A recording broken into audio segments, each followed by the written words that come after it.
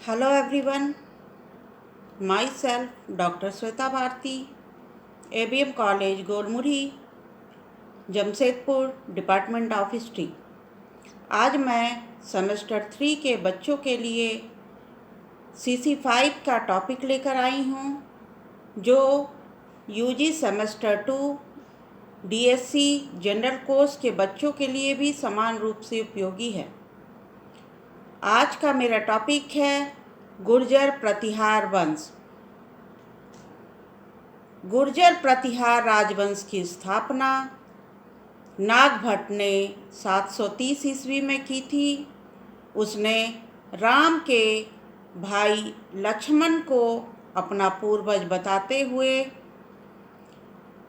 अपने वंश को सूर्य वंश की शाखा सिद्ध किया था। गुर्जर प्रतिहार सूर्य वंश का होना सिद्ध करने के पीछे उनका दावा सही भी है, क्योंकि गुर्जर प्रतिहारों के शिलालेखों पर हमें जो साक्ष्य मिले हैं उसमें सूर्य की आकृतियां उकेरी गई हैं, जो उनके सूर्य वंश की होने की पुष्टि करती है। अग्निकुल के राजपूतों में सर्वाधिक प्रसिद्ध प्रतिहार वंश को गुर्जर प्रतिहार इसलिए भी कहा जाता है क्योंकि वे गुर्जरों की शाखा से संबंधित थे, जिनकी उत्पत्ति गुजरात एवं दक्षिण पश्चिम राजस्थान में हुई थी। पालों के अतिरिक्त उत्तरी भारत की दूसरी महत्वपूर्ण शक्ति गुर्जर प्रतिहार की ही थी। उन्होंने उत्तरी भारत में एक विशाल साम्राज्य स्थापित किया था तथा अपने वंश की प्रतिष्ठा को पुनः स्थापित किया। कन्नौज पर हुए त्रिदलीय संघर्ष में इनकी भूमिका काफ़ी महत्वपूर्ण रही।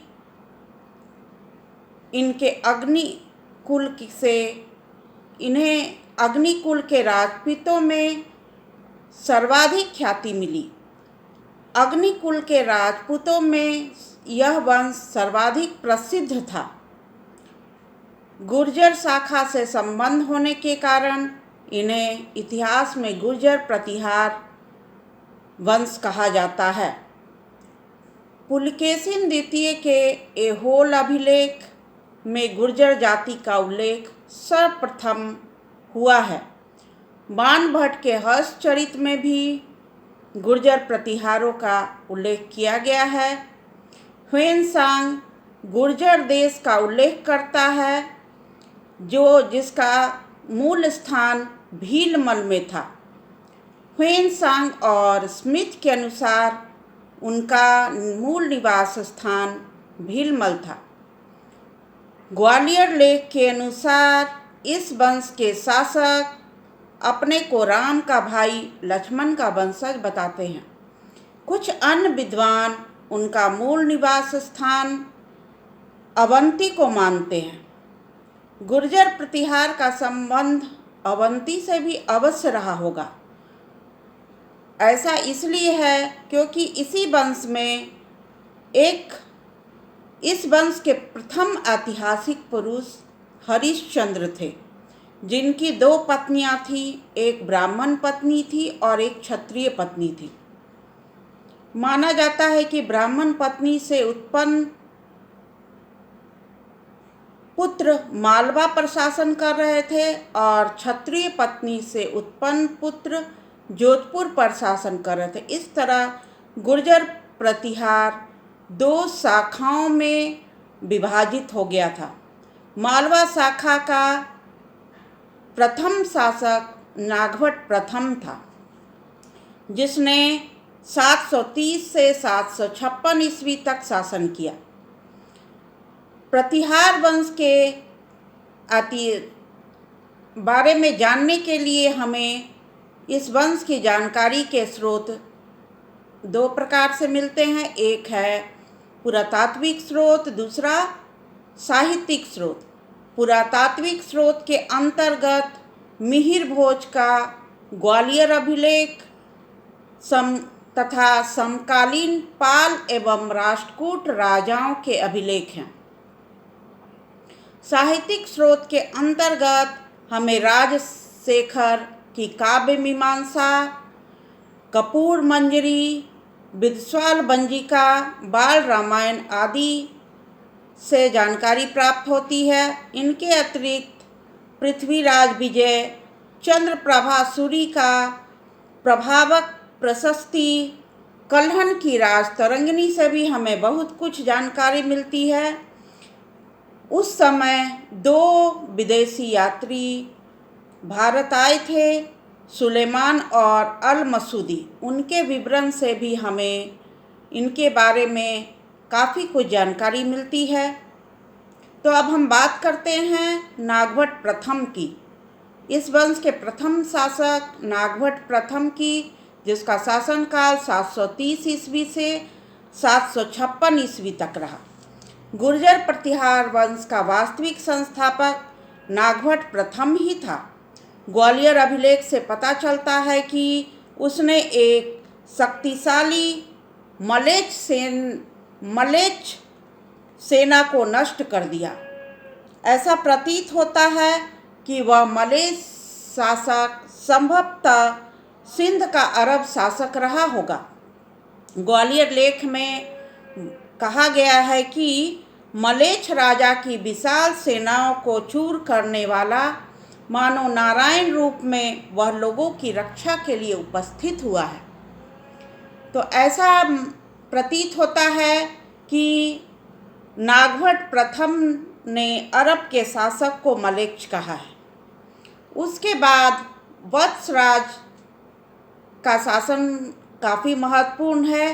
हालांकि जिसका शासनकाल 775 से 800 ईस्वी है।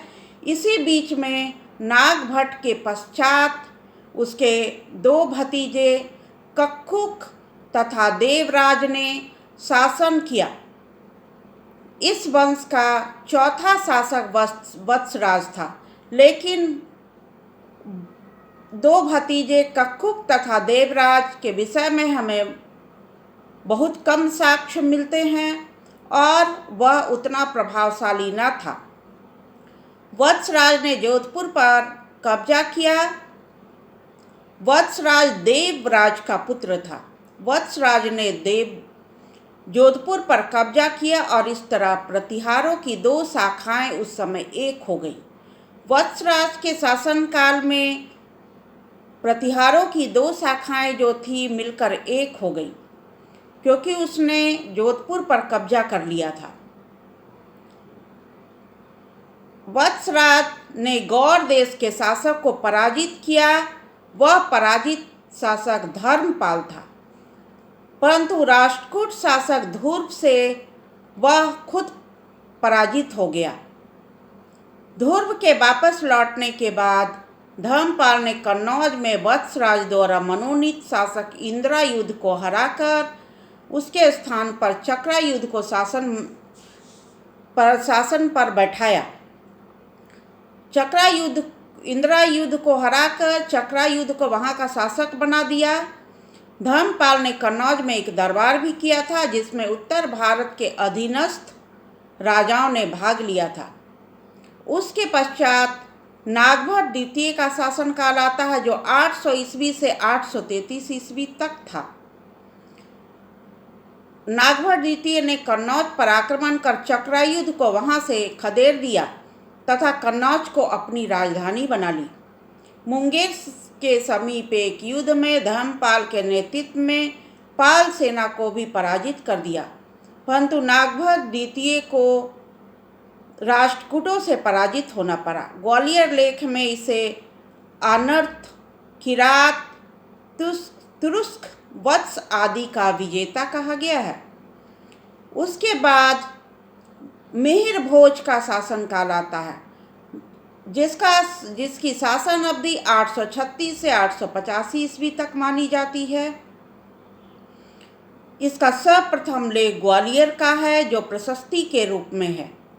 इसने अपने समय की 2 प्रमुख शक्तियों पाल देवपाल तथा राष्ट्रकूटों को पराजित होना पड़ा था।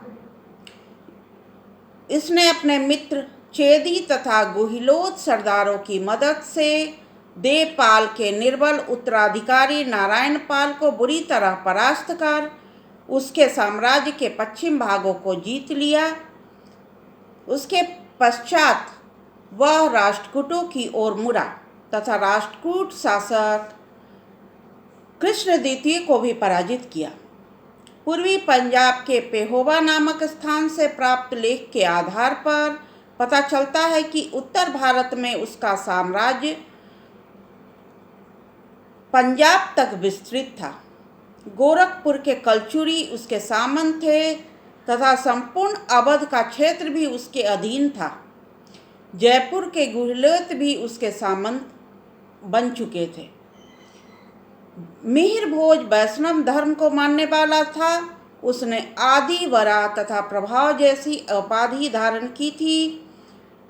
उसके द्वारा चलाए गए चांदी के सिक्के जिसे द्रह्म कहते थे, उन पर भी उनके विषय में काफ़ी कुछ अंकित है।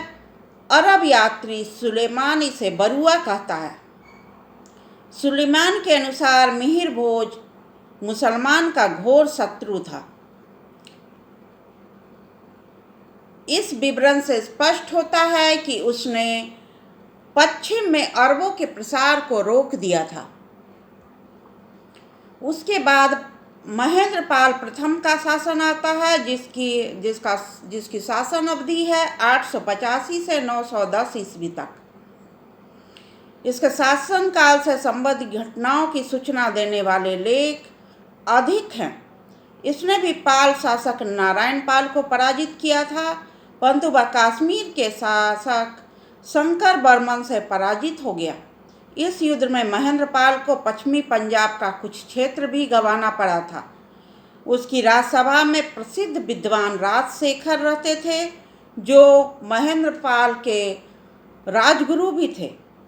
राजशेखर ने कपूर मंजरी, काव्य मीमांसा, विद्वान भंजिका, बाल रामायण, बाल महाभारत, भुवन कोश, हरविलास जैसे प्रसिद्ध ग्रंथों की रचना की थी। राजशेखर ने महेंद्रपाल को रघुकुल तिलक और रघु ग्रामिणी कहा है। महेंद्रपाल के शासनकाल में राजनीतिक अथवा सांस्कृतिक दोनों ही दृष्टियों से प्रतिहार साम्राज्य की अभूतपूर्व प्रगति हुई।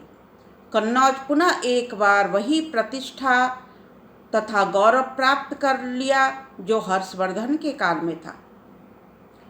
उसके बाद हम बात करेंगे महिपाल की, जिसकी शासन अवधि है 912 से 944 ईस्वी तक। इसके समय राष्ट्रकूट शासक इंद्र तृतीय ने आक्रमण कर दिया था। इंद्र ने कन्नौज नगर को पूरी तरह ध्वस्त कर दिया, परंतु इंद्र के लौट जाने के बाद महिपाल ने अपनी स्थिति को पुनः सुदृढ़ कर लिया। राजशेखर इसे आर्यावर्त का महाराजाधिराज कहता है। क्षेमेश्वर ने इसे कर्नाटक का विजेता कहा है। कन्नड़ लेखक पंपा महिपाल को गुर्जर राज कहता है। मुसलमान लेखक अल मसूदी, जो 915-16 ईस्वी में भारत की यात्रा पर आया था, महिपाल की अपार शक्ति एवं साधनों की प्रशंसा करता है। महिपाल के समय ही प्रतिहार साम्राज्य का विघटन होना प्रारंभ हुआ, जो अनवरत चलता रहा। उसी समय चंदेल, चेदी, परमार आदि राज्यों ने अपनी अपनी स्वतंत्रता की घोषणा कर दी। इसके पश्चात महेंद्रपाल द्वितीय, जिसकी शासन अवधि है 945 से 46 ईस्वी तक, वह शासक बना। उसके पश्चात 4 शासक हुए, लेकिन वे सब निर्बल तथा अयोग्य उत्तराधिकारी थे। 960 ईस्वी में विजयपाल शासक हुआ। विजयपाल के आते आते प्रतिहार साम्राज्य कई खंडों में बंट चुका था तथा प्रत्येक भाग में स्वतंत्र राजवंश शासन करने लगे थे। इसमें कन्नौज के गहरवाल, शाकंभरी के चौहान, मालवा के परमार, दक्षिणी राजपूताना के गहलोत, मध्य भारत के कलचुरी, चेदी तथा गुजरात के चालुक्य आदि प्रमुख हैं। राजपाल जो विजयपाल का पुत्र था ने 1018 ईस्वी तक कन्नौज पर शासन किया। महमूद गजनवी के कन्नौज अभियान के दौरान राजपाल ने राजधानी को छोड़ दिया, अतः चंदेल शासक विद्याधर ने उसकी हत्या कर दी। आगे हम त्रिलोचन पाल और यशपाल जैसे कमजोर शासकों के भी नाम का जिक्र सुनते हैं, परंतु उसके बारे में बहुत ज़्यादा साक्ष्य हमारे पास नहीं है। वे लोग निर्बल और अयोग्य उत्तराधिकारी थे। फिर धीरे धीरे यह वंश समाप्त हो गया। आगे कन्नौज पर गहरवाल शासन स्थापित हो गया। अल मसूदी गुर्जर प्रतिहार राज को अल जुजर तथा राजा को बौरा कहता है। अल जुजर गुर्जर का और बौरा शायद आदि वराह का विकृत रूप है। प्रतिहारों की अश्वारोही सेना उस समय देश में सर्वश्रेष्ठ थी, इसलिए प्रतिहार वंश अपने आप में अद्वितीय थी। इसके शासनकाल में महेंद्रपाल प्रथम का शासन श्रेष्ठ था। उस समय सांस्कृतिक तथा राजनीतिक दृष्टि से काफ़ी उन्नति हुई। इस पेपर में इस लेक्चर को सुनने के बाद जो क्वेश्चन अराइज होगा उसको आप लोग नोट करिए, उसका आंसर लिखने का प्रयास करिए। जो प्रॉब्लम आए उसको व्हाट्सएप ग्रुप में आप लोग पूछ सकते हैं, बुक्स होगा ही। ठीक है, धन्यवाद।